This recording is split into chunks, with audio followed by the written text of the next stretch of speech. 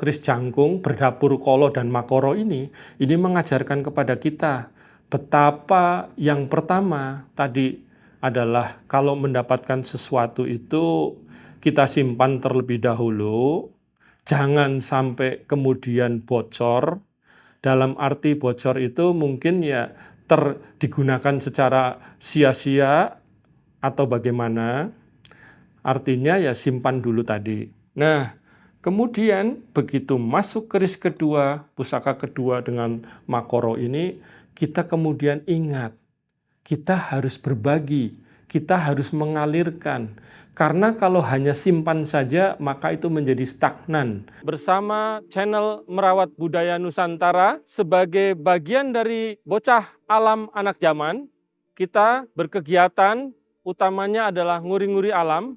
Salah satunya ada di Pos Nyengsle ini, dan yang lain adalah nguri-nguri budaya melalui channel Merawat Budaya Nusantara. Bagi teman-teman, saudara-saudaraku semua yang ingin untuk berkegiatan nguri-nguri alam atau nguri-nguri budaya, mari kita sama-sama berkoordinasi dan bersinergi. Salam lestari, bersama kita bisa. Tekad itu hakku, kemalasan itu milik.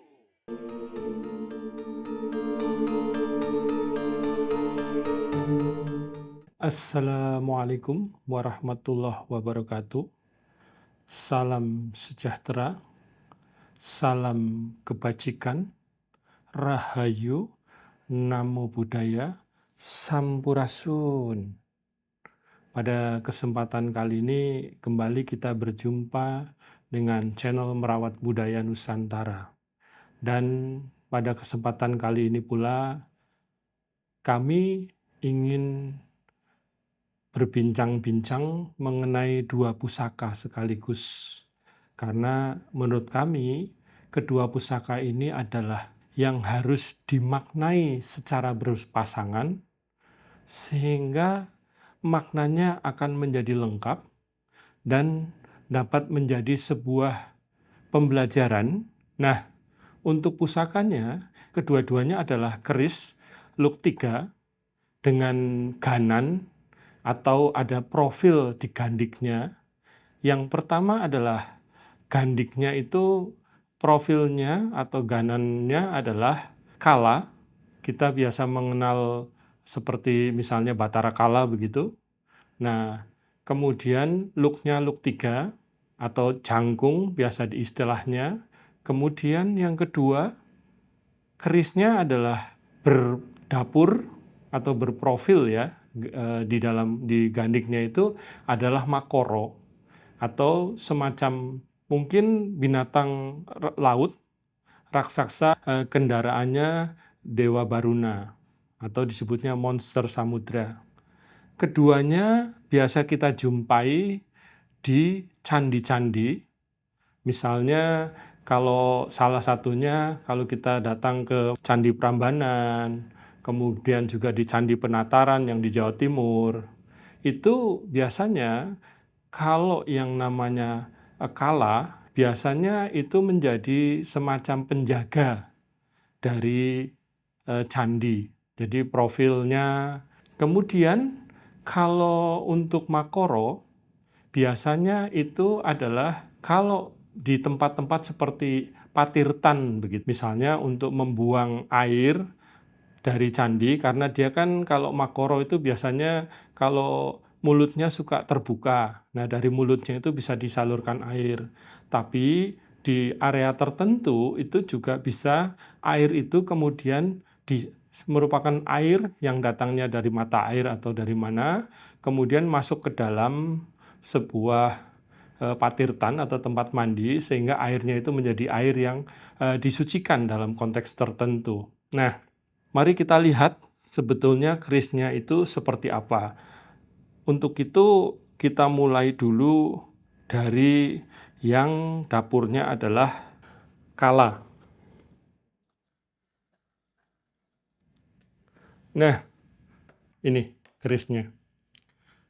Nanti kedua keris ini pasikutan, itu mirip satu dengan yang lain. Bahkan dari sisi besi juga agak-agak mirip. kemudian juga dari sisi pamor juga dua-duanya itu dilengkapi dengan pamor yang sama, yaitu kurang lebih sama, jenisnya yang sama, Tirta Tumetes. Nah, ini ada di bawah sini, ini kalau kita lihat, ini ada gandiknya ini adalah kala. Tapi kalanya itu diberikan itu dengan mahkota dan mulutnya itu tertutup. Tadi seperti kami sampaikan sebelumnya, ini biasa kita jumpai di candi-candi. Tapi mengapa kemudian malah kita jumpai juga ternyata itu dikeris. Kemudian kerisnya juga Luktiga. Ini juga pamornya Tirta Tumetes. Kemudian yang lebih lagi ada tambahan, ini adalah kerawangan. Sehingga ukirnya itu adalah ukir tembus. Jadi di atasnya gandik ini naik ke atas. Ini di atasnya adalah kerawangan, lubang-lubang kelihatan. Nah, ini adalah semacam bunga-bunga atau sulur. Jadi ini kolo jinangkung kan gitu, karena Luktiga kan gitu, dapurnya jangkung, kolo jangkung. Nah, maknanya apa? Kemudian kenapa dulu ada di candi sebagai penjaga? Kalau artinya kalau orang mau masuk ke candi sebagai tempat ibadah, umat itu di sana dipasang adanya semacam kala. Itu tujuannya apa? Kalau di sana jelas, kalau di candi itu di sana sebagai penjaga. Penjaga apa? Penjaga tempat suci atau tempat peribadatan tersebut melalui atau tempat ibadahnya berupa candi. Jadi pasti langsung dikaitkan dengan aspek ketuhanan. Entah itu untuk menghormati leluhur, arwah leluhur, atau mendoakan leluhur dan sebagainya. Atau juga untuk dilakukan kegiatan misalnya prosesi tolak bala, atau juga mungkin prosesi penetapan tertentu dan sebagainya. Nah, kemudian kok ini muncul di dalam keris? Nah, dengan mulutnya yang tertutup, pamornya juga Tirta Tumetes. Jadi penting adalah kita ingin mengambil pelajaran daripada keris tersebut. Nah, kalau kita lihat, kala, kerawangan, Tirta Tumetes, jangkung atau Luktiga. Luktiga itu artinya jinangkung. Jinangkung artinya kita bergantung kepada Kang Maha Murwat atau bergantung kepada Allah Subhanahu wa Ta'ala, Sang Pencipta yang mencukupi segala kebutuhan kita, yang penuh kasih sayang kepada kita, yang segalanya kepada kita. Nah, kemudian di atasnya di pamornya ada Tirta Tumetes. Artinya apa?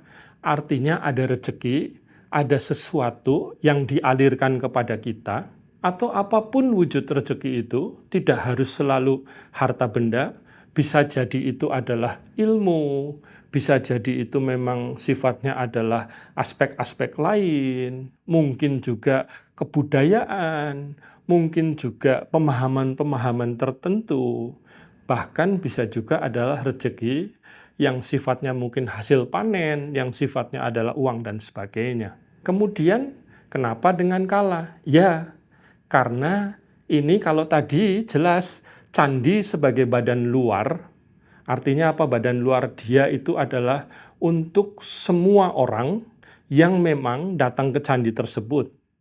Tapi kalau keris ini menjadi pusaka pribadi. Artinya ini menjadi badan dalam hal ini. Nah, karena menjadi pusaka pribadi, maka ini mengajarkan kepada sang pemilik atau kepada sang pemesan dahulu, atau mungkin kepada yang memiliki keris atau oleh empunya sendiri, itu mengajarkan apa? Oh iya, ternyata bahwa kalau yang namanya ada sesuatu, kita pertama harus ingat dulu, ingat kepada Tuhan, kepada Sang Pencipta, kepada Kang Maha Murwat, kepada Allah Subhanahu wa Ta'ala, dari Luktiganya, jinangkung. Kemudian apa yang dialirkan, apa yang menjadi rahmat itu kemudian disimpan. Nah, disimpan dengan cara apa ini? Makanya wujudnya adalah mulutnya kala ini tertutup. Jadi harapannya menyimpan, tapi tidak berarti itu menutup betul-betul tanpa ada maksud. Kalau ini menyimpan jangan sampai bocor.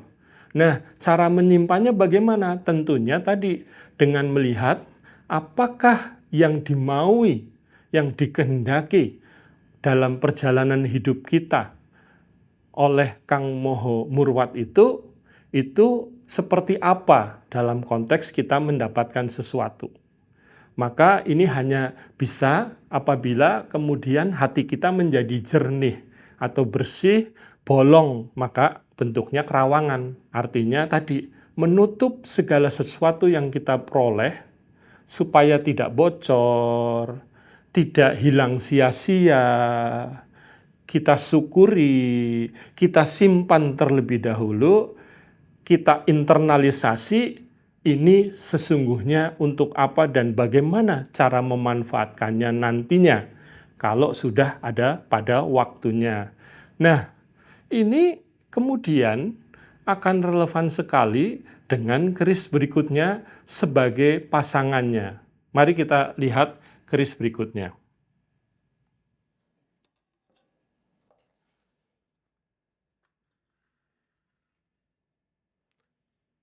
Nah, kalau keris berikutnya ini sama, dapurnya atau ini adalah luk 3, jangkung, biasa orang menyebutnya. Tapi di gandiknya ini yang dibuat sebagai ganan atau profilnya adalah makoro dengan mulut yang terbuka. Makoro ini bisa kita jumpai baik di candi-candi Jawa Tengah maupun di candi-candi Jawa Timur. Pada umumnya kalau candi-candi Jawa Tengah, makoronya itu sifatnya masih agak tertutup, jadi mulutnya tertutup, tapi tetap ada lubangnya biasanya. Kalau fungsinya untuk saluran air atau untuk menyalurkan air ke patirtan atau sebagai sarana pembuangan air dari candi tersebut. Nah, kalau Jawa Timur itu mulutnya terbuka seperti ini. Biasanya dari mulut itu nanti keluar sesuatu. Kalau kita lihat ini kan mirip sekali. Coba saya pasangkan ya sebagai sebuah gambaran kan gitu. Dari sisi pasikutan itu mirip walaupun tidak sama persis. Karena apapun namanya ini adalah bukan buatan pabrikan. Sehingga nggak mungkin akan sama persis. Tapi dari condong lelehnya, dari bentuk looknya kurang lebih, kemudian dari profilnya, kerawangannya, ya, yang satu memang ganannya adalah kala, yang satu makoro. Tapi dari sisi kemiripan keduanya mirip. Dan dari sisi kerawangannya ini adalah masih buatan manual, artinya belum menggunakan mesin, sehingga kelihatan sekali bagaimana lubang-lubang ini adalah tidak simetris dan meninggalkan jejak yang sifatnya adalah jejak manual, bukan jejak alat-alat seperti bor modern dan sebagainya. Nah, sekarang saya masuk ke keris yang kedua ini, maknanya sebagai pasangan dari keris pertama. Ini makoro di candi-candi itu juga biasa dijadikan tadi tempat keluarnya air yang tadinya air biasa menjadi air yang suci pada saat masuk ke patirtan setelah melalui proses tertentu di dalam candi tersebut. Tentunya itu sesuai dengan keyakinan dari apa yang diajarkan oleh para leluhur terkait dengan struktur candi. Nah, kemudian makoro tadi sifatnya adalah berbagi, mengalirkan sesuatu. Ya tadi berupa air. Dalam hal ini bahkan disebut air suci, katakanlah gitu. Nah, kalau dikaitkan dengan makoro yang ada di keris, kenapa ada di keris? Ya tadi sama, ini dalam konteks menjadi pusaka pribadi, sifatnya personal. Nah, ini menjadi tadi, kalau tadi kolo itu adalah sifatnya menyimpan setelah memperoleh sesuatu, kemudian diendapkan, kemudian dipikirkan.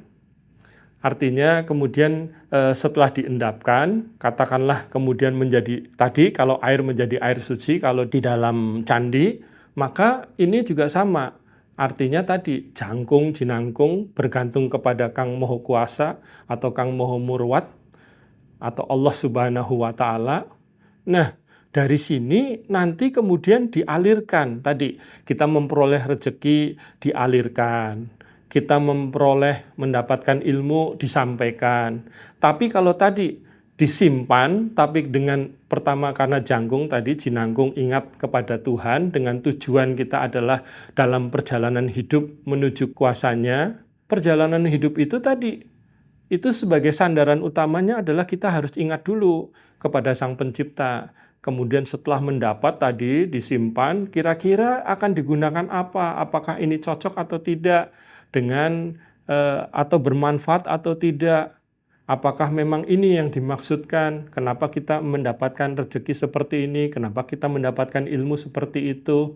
Nah, setelah itu dialirkan. Jadi alirannya kemudian kalau alirannya itu dialirkan dengan lebih baik karena kita sudah paham, sudah bersandar setelah diendapkan atau kemudian dibagikan. Nah, keduanya ini sebetulnya secara berpasangan kalau kita lihat itu menjadi sesuatu yang memang sangat cocok dan sebuah pasangan yang tidak bisa dipisahkan satu dengan yang lain. Karena tadi setelah kita mendapatkan sesuatu, sebelumnya kita ingat dulu bahwa manusia itu adalah bukan pengendali atas segala sesuatu. Tapi kita memperoleh segala sesuatunya itu ada yang lebih tinggi sebagai Kang Moho segalanya itu tadi, itu yang harus menjadi rujukan kita. Apakah memang kita itu mendapatkan sesuatunya untuk apa? Jadi kita tidak semata-mata kemudian suka-suka kita karena merasa bahwa kita mengendalikan segalanya.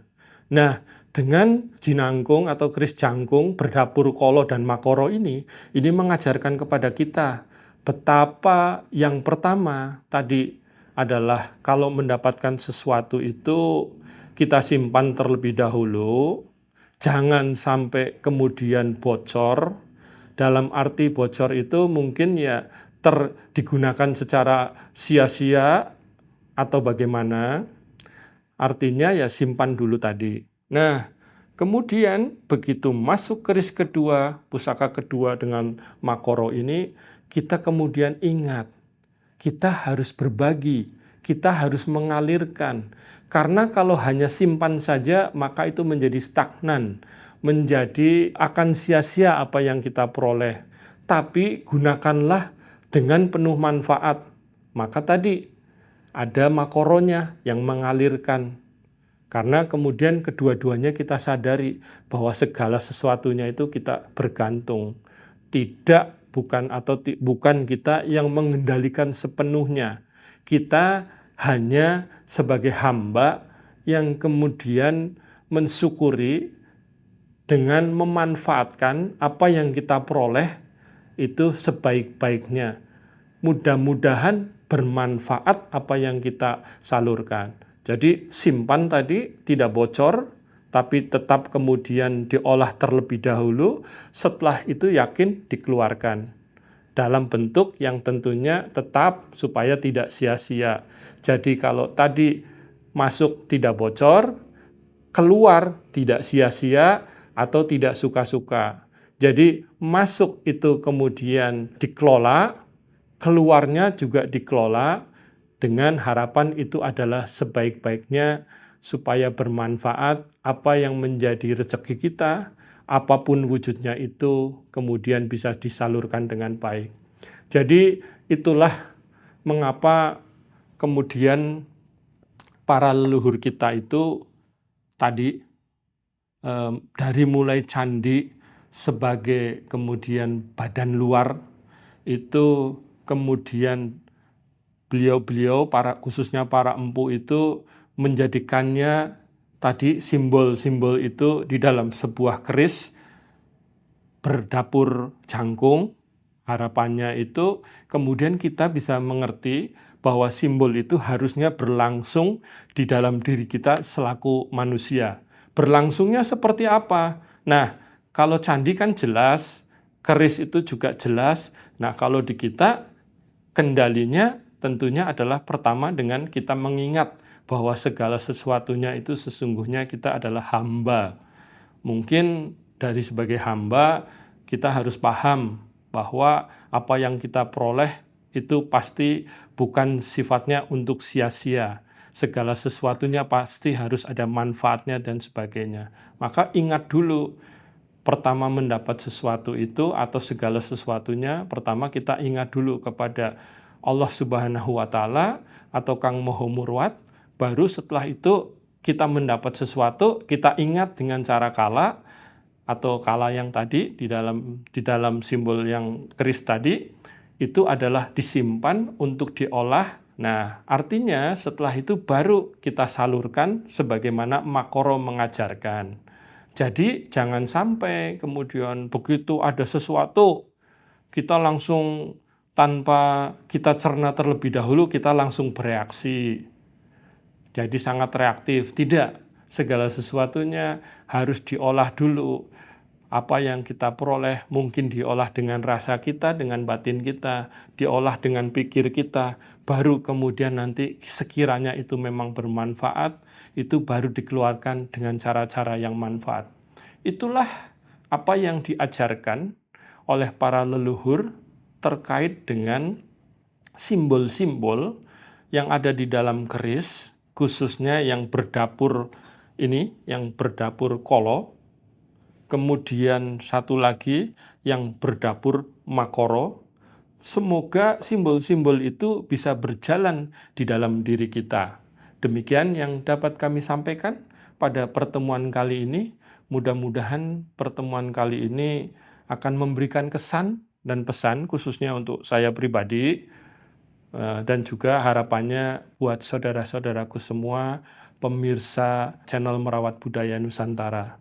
Dan kita semakin meyakini bahwa ajaran-ajaran adiluhung dari para leluhur kita sesungguhnya luar biasa. Yang penting adalah bagaimana kita menyikapinya, bagaimana kita meyakininya, dan kemudian menjadikan simbol-simbol tersebut hidup di dalam diri kita sebagai manusia yang katanya adalah sempurnanya makhluk yang diciptakan oleh Tuhan Yang Maha Esa. Demikian yang dapat kami sampaikan, lebih kurangnya mohon maaf. Wassalamualaikum warahmatullahi wabarakatuh. Salam sejahtera, salam kebajikan, rahayu, namo buddhaya, sampurasun. Khusus untuk penjelasan yel-yel tadi, sebagai yel-yelnya bocah alam anak zaman, salam lestari itu artinya adalah kita berharap agar alam ini, khususnya jagat Kang Gumelar itu bisa menjadi lestari. Menjadi lestari karena kita semua beraktivitas di atasnya. Kita beraktivitas di dalamnya. Jadi kalau alamnya yang rusak, yang pertama ikut rusak atau kehidupannya hancur adalah kita sendiri. Itulah maka kita mengucapkan salam lestari. Bersama kita bisa, karena kami menyadari bahwa untuk bisa menjadikan alam lestari itu memerlukan kerjasama semua pihak. Kami adalah bagian dari kecil dari semua pihak yang bisa menjadikan alam ini lestari. Kemudian tekad itu haku, itu artinya kami sebetulnya sedang mengajak diri kami pribadi, segenap pikiran kami, segenap rasa kami, segenap batin kami, segenap hati kami untuk bisa hadir menjadi satu guna menguatkan diri, menguatkan tekad untuk nguri-nguri alam dan budaya.